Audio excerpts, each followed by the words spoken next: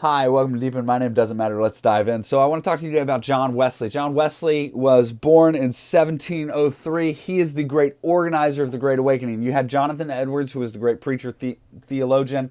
You had George Whitefield, who was the great orator of the Great Awakening. And then you have John Wesley, who was the great organizer of the Great Awakening. All three of these men coalesced to kind of change the face of Christian denominations and history, predominantly in the Protestant movement. So Wesley was born the son of Samuel and Susanna Wesley. Susanna Wesley was an incredible woman whose husband was a vicar in the Anglican Church.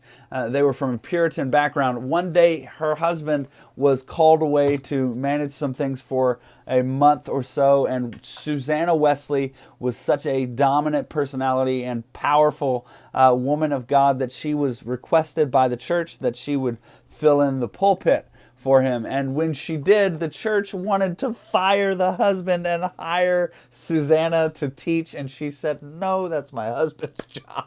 And she had just an incredible woman. So she had 19 kids, most of whom died, several of whom died, not most, but several of whom died when they were little, as was common in that time period. And John Wesley was raised with this incredible woman. Now, one of the things that she did as a parent that's very convicting to me as a parent is she spent special time with each kid for a couple hours each week going through the Bible. So each child got one day a week where they knew they were going to have undivided attention from their mother, who was going to walk them through passages of Scripture. So great was her devotion that John Wesley records that she would often be found with her dress pulled over her head, covering her head so she could block out the cries of her children, so that she could devote herself to a few moments of prayer and silence.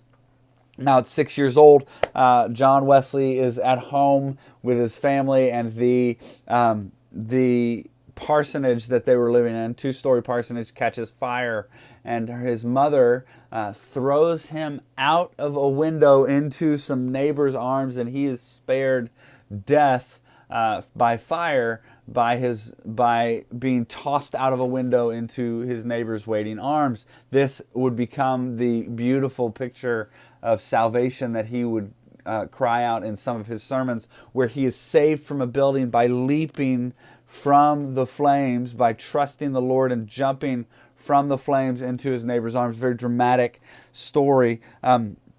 So John Wesley would credit his mother as both being the providential agent that saved his life and the educational agent that educated his soul, so that he would be prepared to receive the gospel of Jesus Christ. He says of his mother, "I learned more about Christianity from my mother than I did than from any other theologian in English history.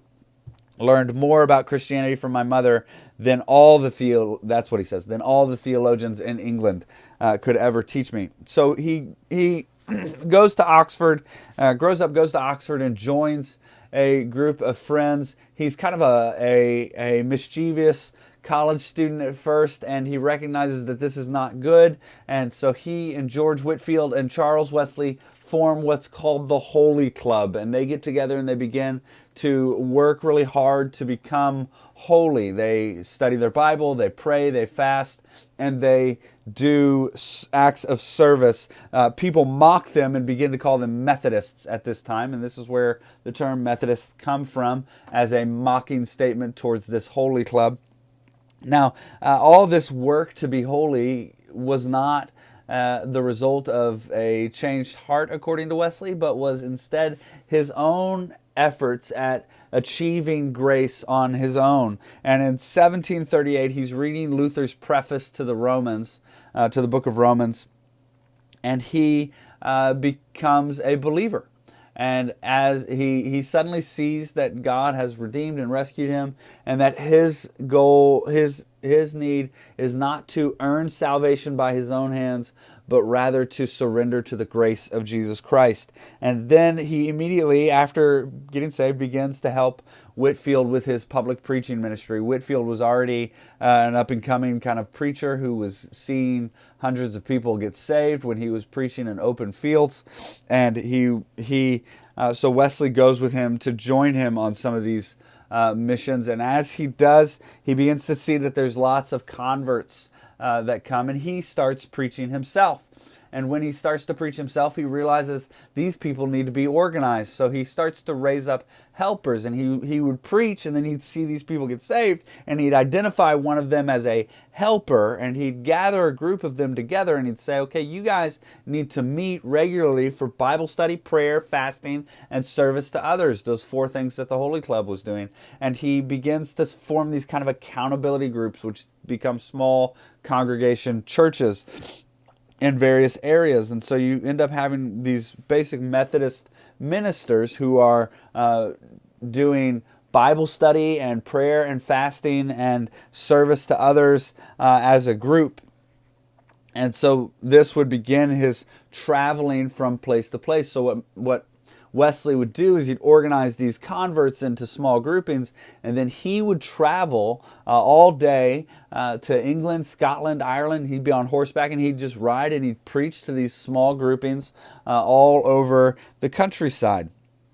And so this rigorous discipline of his continued well into his 70s. He did this well into his old age, at 70s, into 70s. Now he took several trips to the Americas and did the same thing there. He organized people into groupings. While he was in America, he would write tons of sermons and magazines, and he wrote the first tract that anybody ever had. So he wrote the first Christian tract that could be handed out to a neighbor. That was 4 pages, simple gospel presentation. So he did the first things there. Now he was a hard worker who woke up every morning at 4 a.m. so he could begin traveling to preach every day. And he would preach several times a day. We do not have all his sermons. He did write several sermons that he published in his magazine because he was trying to aid people by giving them as much material as he could possibly produce to help with their growth in holiness. Now, some of the things that would be interesting for you to read and enjoyable for you are the correspondence back and forth between him and Jonathan Edwards, where he wrote about and talked to Jonathan Edwards about predestination and the doctrines of the sovereignty of God. So they went back and forth on that. It's extremely interesting. Wesley was predominantly Arminian in his theology. His good friend George Whitefield was predominantly Calvinistic in his theology. Jonathan Edwards, totally Calvinistic in his theology. And they would write back and forth very generous and charitable letters back and forth to each other. Clearly there's a difference in the academic acumen of Edwards and the simplicity of Wesley, but they would go back and forth. Interesting to read. Also interesting to note is that Wesley was vehemently anti-slavery, wrote to William Wilberforce encouraging him to abolish slavery, spoke openly against slavery, and he called it an execration on human society, insisting that God would not bless us until we had abolished such a wicked practice. Now, at 88 years old, he dies with the equivalent of $20 in his pocket and the clothes on his back. Methodism had grown into a large denomination in England and had begun to do the same thing in the Americas. He published sermons, wrote the first tract, published a monthly magazine, and his brother Charles, who went with him on all his missionary activities and preaching activities, wrote over 6,000 hymns, a lot of which are still in use today. Two of the ones that you know really well are "And Can It Be" and "Oh 4,000 Tongues to Sing." So these are great hymns that were there. Now, there was one major doctrinal presupposition that Wesley held to, which was the idea of complete holiness. And this is unique to Wesley, that's why I bring it up, but he held to this idea of complete holiness, or a doctrine that we now refer to as Christian perfection. And the idea here is that God had so transformed the soul that the soul could become holy and could become completely holy on this earth, that you could overcome sin completely on this earth. Wesley, of course, said while that is true, it would never happen because glorification is the consummation of complete holiness, and you would still kind of wrestle with what sin was and sin existing in the world. And so while he did espouse that it was possible to become completely holy, he also was vehemently adamantly arguing that you would not become completely holy. So this was a potential issue, not a complete doctrinal issue. Now, what I want you to take away from John Wesley was the zeal of his evangelistic surrender to God. So there's a story in Christian history where Wesley was on his way over to the Americas, and on his way over, he's with some Moravians in a boat, and they run into a major storm, and Wesley thinks he's going to die, and he's frozen in place, unable to do anything, and the Moravians are on the other side of the boat singing hymns and praising God and praying to the Lord and having a blast amidst a massive storm. And this had such a profound impact to Wesley that when he got to the Americas, he really thought about what was going on in his soul, and he realized that if we are to make a difference in the kingdom of God, we must be utterly and completely surrendered to his will and his work, and in doing so, we will accomplish the gospel mission. So, thanks for joining me in the deep end. I know this one was long.